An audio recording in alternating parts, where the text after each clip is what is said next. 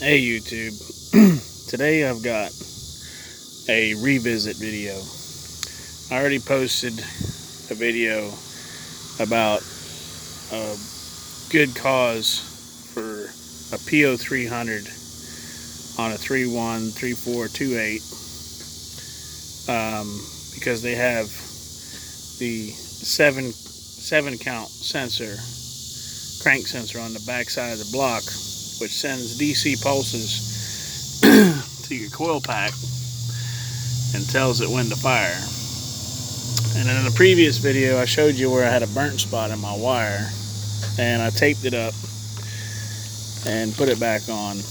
And the reason why I'm remaking this video is because I don't think I gave you guys good enough information, and it was kind of like an emergency job for me.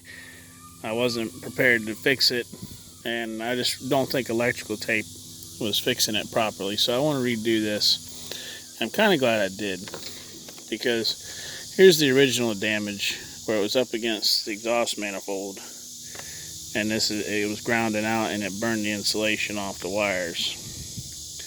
So I showed you that in the previous video, but I decided to cut all the insulation off.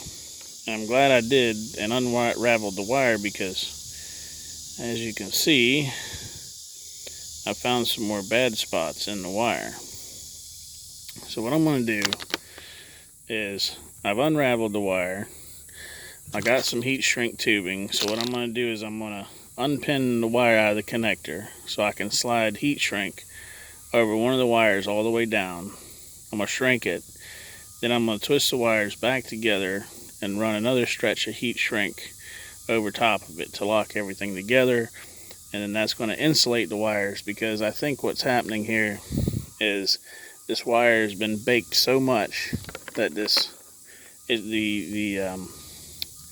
coating, the insulation on the wires, just become brittle and cracking and falling off. So the copper's good, but heat has just killed this wire. So we're going to do that, and then I bought some loom, high temp loom.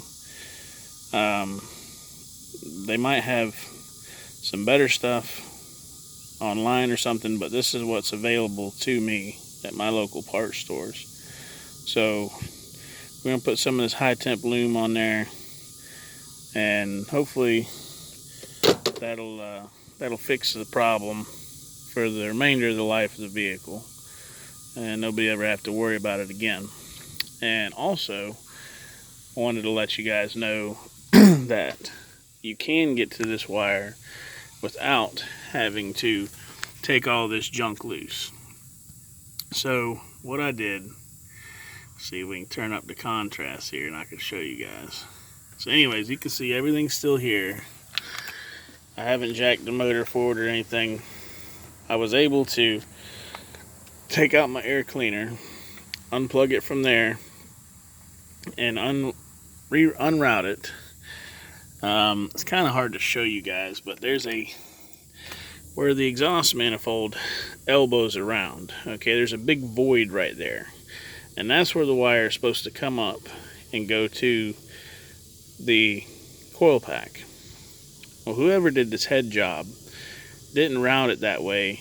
They actually routed it over top of the manifold and plugged it in. So I mean, that should have been common sense. Laying on the manifold is going to burn, but whatever, people don't have common sense. So anyways, so I was able to, with the car cold, because hot this job really sucks, but cold, I was able to unplug it, feed it down as far as I could, then I could reach underneath and pull it out the rest of the way. Then I got the van on ramps, and I'm able to lay there on my back, and I can reach up on the passenger side, up over the rack, on the passenger side of the downpipe, and you can get your hand up in there if you got long arms like me. So it is possible to get to this wire a lot easier than I thought in the previous video. You know, the car was hot, just been driven for 2 hours. You know, I was just trying to get it fixed, get the person back out on the road. But now that I got time to do this job over again and do it better, I just wanted to share it with you guys so that you guys have better information out there. So this is the cause that I found for this particular case of P0300.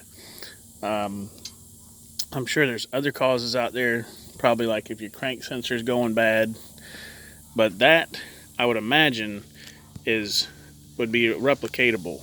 You know, it happens during certain conditions. This P0300 happened absolutely random. It didn't matter if it was cold, if it was hot, raining, dry, under heavy load. None of that stuff mattered.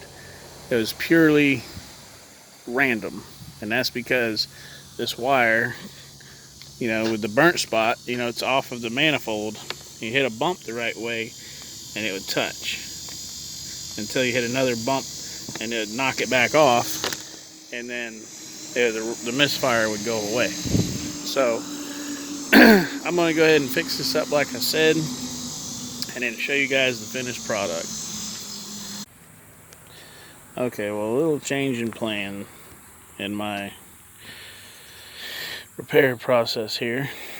So unfortunately, I don't know what GM was thinking here, but these connectors come out of the front. You can't pull the wire through the back. It pops out the front, and then they crimp the connector on. So there's no way for me to pull these wires from the connector to slide a piece of heat shrink tubing over top of it, or for me to put a piece of heat shrink tubing over the whole thing. So as much as I hate to do so, I'm gonna have to cut these wires so I can put my heat shrink on and then connect them back together. So that's all I can do, really.